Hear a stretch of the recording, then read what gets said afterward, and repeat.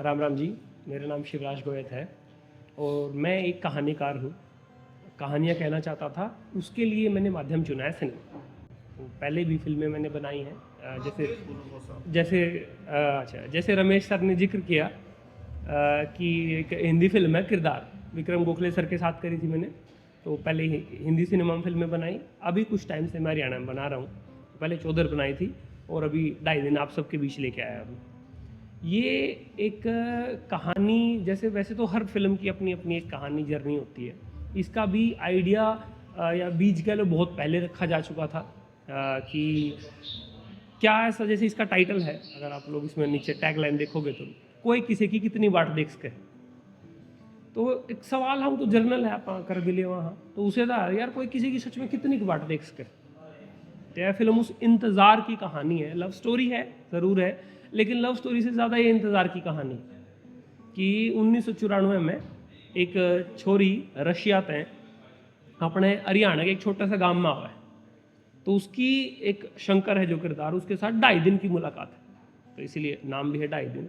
तो उस 2.5 दिन का उसकी पूरी ज़िंदगी पे, शंकर की ज़िंदगी पे क्या असर पड़ा है उसके बारे में तो आप सबके बीच आ चुकी है, आज रिलीज़ हो चुकी है। तो मैं ये चाहूँगा कि आप सब लोग देखो और उस एहसास ने फील करने की कोशिश करो जो दिखाने की हमने कोशिश करी है।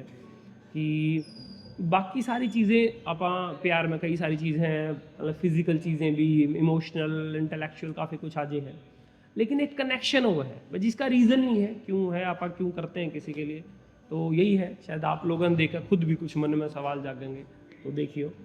और पूरी टीम ने बहुत मेहनत बनाई है। हमने लगभग इसमें 1-1.5 साल के आसपास तो टाइम हो चुका है, हम फाइनली फिर इसको आपके बीच लेके आए हैं। तो उसमें बहुत सारे लोगों का कंट्रीब्यूशन हो गया है। एक पूरी, शायद इसमें फेस दिखता हुआ 1-2 बंदे का, लेकिन पीछे बहुत सारे लोग होते हैं, उन सब से मिलकर उनकी मेहनत है। कुछ बिहाइंड द सीन, जैसे अभी भी आप सब लोग भी शायद कैमरे के उस पार हो, लेकिन आप सब लोगों का कंट्रीब्यूशन रहता है, जैसे अपने अपने फील्ड में, कंपनी में आप लोग देते होगे योगदान, उसी तरह हमारे इसमें भी बहुत सारे लोगों का बहुत अहम योगदान है। तो उसमें से मैं कुछ लोगों को इंट्रोड्यूस करवाना चाहूँ तो पहले रमेश सर मेरे साथ बैठे हैं और ये हमेशा रमा इनका हाथ कंधे पे। तो ये फिल्म में है, इन्होंने भी एक बहुत अच्छा किरदार निभाया हुआ है, फिल्म का हिस्सा है ये हमारा। और उसमें नीतू है, इन्होंने तानू का किरदार निभाया है, पोस्टर में भी देख रहे होगे कि ये पोस्टर में भी तो लव स्टोरी आप है ना देख दोगे। ये 3 नहीं, मैं ननू मानू डायलॉग है इसमें, तो एक कहानी है ना। लोग भी इसमें 2.5 इसीलिए रखे गए हैं कि कुछ एक इम्पैक्ट है। कहानी भले ही शंकर और यूजीनिया की होगी, लेकिन तानू के सिग्निफिकेंस के बिना वो पूरी नहीं होती, या फिर वो उतनी महान नहीं बन पाती शायद जो उसका इंतज़ार है, अगर इसमें तानू ना हो पाती। तो उनका किरदार इन्होंने निभाया है। उसके बाद इसमें ये मोहन भारद्वाज हैं, इन्होंने कार्तिक का रोल प्ले किया है। ये भी मतलब ये मान लो पूरी कहानी के जो एक तरह से सूत्रधार हैं, इनकी नज़रों के थ्रू ये कहानी चलेगी, तो इनका भी बहुत अहम किरदार रहा है। और आगे देव सुमन भाई हैं, इन्होंने दीपक का रोल निभाया है जो तानू का भाई है। तो ये मतलब फिल्म में साड़ा बनते बनते रह जाते हैं होते हैं, लेकिन कुछ बातें ऐसी हुई जो आप फिल्म में देखोगे। और ये प्रदीप हैं, प्रदीप नैन जी, इन्होंने विष्णु का किरदार निभाया है, शंकर का दोस्त है। वो हम सोचा भी थे भाई महेश का दोस्त कौन, उसके विष्णु होगा शंकर का दोस्त। तो उसका इन्होंने किरदार निभाया है। और अभी यहाँ हम कुछ लोग हैं, लेकिन इसके पीछे भी 40-50 लोग और थे यार, उन सब की मेहनत है और एक फिल्म बनाई है, बड़ा प्यारा सा एहसास है।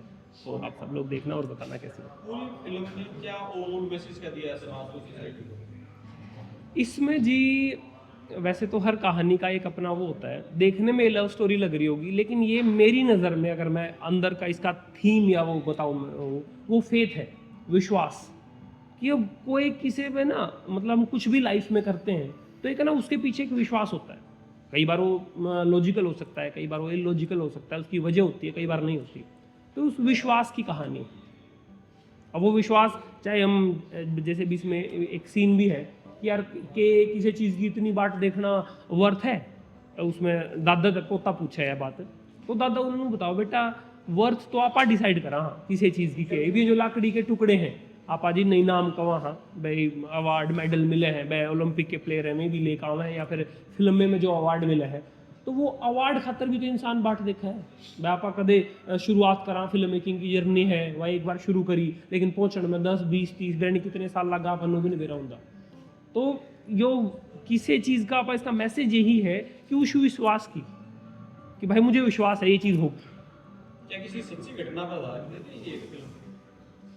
हाँ, सच्ची घटना से वैसे तो चीज़ें काल्पनिक जुड़ जाती हैं, लेकिन हाँ एक बीज अगर आप सीड कह सकते हैं कि वो कहीं ना कहीं से आया है। मेरे एक फ्रेंड है, उन्होंने मुझे ऐसा एक वाक्य सा शेयर किया था कि कभी जैसे 94 की कहानी मैंने दिखाई 1994 के आसपास, तो सही में ऐसा हरियाणा में मतलब उनके साथ कोई उनकी फ्रेंड थी, वो आई थी कभी, उनसे मिलने उन्होंने कुछ वक्त बिताया, तो वो चली गई। अभी वो अपने देश में है, अमेरिका में है या रशिया में, जहाँ भी है, और वो यहाँ है, लेकिन एक कनेक्शन है। सूरज भाई, आपने जैसे बताया बॉलीवुड में आपने काम किया है, तो वहाँ हरियाणवी बोली को काफ़ी ये कहते थे भाई हरियाणवी बोली अनपढ़ों बोली है, और लड़ाकू देखते थे हरियाणा को। तो आज देख रहे हैं कि कोई फिल्म ऐसी नहीं है जिसमें हरियाणवी का टच ना आता हो, तो काफ़ी क्रेज बढ़िया। तो इसको किस नज़र से आप देखते हैं? बिल्कुल जी, एक तो हरियाणवी जो है अपनी वह हिंदी का बहुत नेड़े है, वो भी बड़ा आप क्लोज। हाँ, और नॉर्मल आदमी भी जो ज़्यादा ठेठ से हरियाणवी ना हो तो समझ सके, हिंदी वाला बंदा भी हरियाणवी समझ लेगा। और हरियाणवी रही तो हमेशा तय है। हाँ, लेकिन बीच में कुछ फिल्में मान लो जैसे दंगल जैसी फिल्में आई थी, सुल्तान जैसी फिल्में आई थी, उनने और जिक्र बढ़ाया हरियाणा का। और अब तो हरियाणवी म्यूज़िक इंडस्ट्री भी और फिल्म इंडस्ट्री भी ग्रो कर रही है, और यही वजह थी कि इस फिल्म में भी देखा जाए, इस फिल्म में ना 3-4 लैंग्वेज है। इसमें हरियाणवी भी है, इसमें रशियन भी है, इसमें इंग्लिश भी है, इसमें हिंदी भी है। जो किरदार है जो अपने हिसाब से बोलते हैं, लेकिन अपनी पृष्ठभूमि हरियाणवी है, वो उसे के बेस पे इसका मेन, तो इसीलिए हरियाणवी फिल्म में कहलवाएगी। और लेकर आने लग रहे हैं यार सामने हरियाणवी ने लेकर भी, वो यही एक तरह से ये अपने आप में प्रूफ है कि हरियाणवी लैंग्वेज कितना ग्रो कर चुकी है, कि हरियाणवी फिल्में बन रही हैं, और हम उसके बारे में बात कर रहे हैं। कहाँ ये फिल्म जैसे OTT प्लेटफॉर्म है जैसे कुछ चीज़ें है, कहाँ ये लॉन्च हुई है? क्योंकि आजकल ना सिनेमा हॉल में लोगों की पहुंच बहुत कम हो गई है, आजकल सब इधर ऑनलाइन देखते हैं, तो ये कहाँ? हाँ जी, ये फिल्म आज ही रिलीज़ हुई है 27 नवंबर को। आप इसको स्टेज ऐप पे देख सकते हैं, जो हरियाणा का OTT है। हाँ, ये 27 दिसंबर को अभी आज रिलीज़ हो रही है, और उस पर ही स्टेज ऐप पे आप देख सकते हैं, सब्सक्रिप्शन है इस चीज़ का। थिएटर में ये है जी, अभी हरियाणवी फिल्में, जैसे Haryanvi industry, music industry grow कर रही है, ऐसे फिल्म इंडस्ट्री ग्रो कर रही है। देखो, मैं as a creator, as a director तो बिल्कुल कोशिश कर रहा हूँ कि हम इस जो हरियाणवी फिल्मों को, इनको सिनेमा तक भी लेके जाएं, क्योंकि असली माध्यम, जैसे मैं कह भी रहा था कि मैंने एक फिल्मों का माध्यम चुना, और फिल्मों का नु कह लो मंजिल तो थिएटर है वैसे तो वहाँ भी चीज़ें आएंगी, और उसके लिए काम कर रहे हैं। हरियाणवी फिल्में लोगों को सिनेमा हॉल तक क्यों नहीं खींच के लेके आ रही? इस तरह की कोई फिल्म नहीं आ रही चंद्रावल के बाद, कोई इस तरह की कोई बड़ी फिल्म जो कि दादा लक्ष्मी चंद आई है, लेकिन वो बात नहीं कि जो लोग चाह रहे हैं कि लोग देखने के लिए, वो समाज का आईना, इस तरह की कोई फिल्म, क्या कारण है इसका कारण ये है करमपाल जी कि हरियाणवी सिनेमा में, जैसे आपने चंद्रावल का एग्जांपल दिया, बीच में एक लाडो आई थी, कि कुछ फिल्में आई, 1-2 फिल्म आई और चली गई। कभी है ना हरियाणवी सिनेमा में प्रॉपर तरीके से काम नहीं हो रहा कि लगातार फिल्में बन रही हो, और जैसे फिल्म इंडस्ट्री या डिस्ट्रीब्यूशन की कई बार बात भी चलती है, ये अपने आप में एक बड़ी चीज़ है, तो वहाँ तक पहुँच रहे हैं, कर रहे हैं कोशिश, लेकिन उसके थ्रू जैसे OTT एक माध्यम था कि पहले कम से कम हरियाणवी फिल्में बनने तो स्टार्ट हों। तो अभी जब से ये जो कुछ OTTs आए हैं, हरियाणा में है या रीजनल लैंग्वेजेस में भी आने लगे हैं, उसके बाद से हरियाणवी या लोकल सिनेमा, रीजनल सिनेमा कह सकते हैं कि वो ग्रो कर रहा है। ठीक है। तो कुल मिला के ना ये बातचीत रख दी साथी ने, और ये सही है कि विश्वास है। करमपाल जी ने भी एक बात इसमें रखी थी, असल में है ना, जो संवेदनशीलता का जो एक धागा है, थ्रेडिंग है, इंसान को वो बांधे रखता है, और वो जो इमोशन जब तक बने रहते हैं, कितनी भी उम्र हो जाए, वो बंदा आवे आवे, आपस का जो रिलेशन मतलब है। और ये सारी बातचीत है हमारी, तो यही है कि भाई हमारी जो बोली है, हरियाणवी जो बोली है, उस बोली पे कितना काम हो पाए, और वो जितना हमारा वकार है, ओहदा है, उस हिसाब से एक तरीके के कुछ साथी लगे हुए हैं ताकि ये थोड़ा सा ठीक ठाक हो पाए।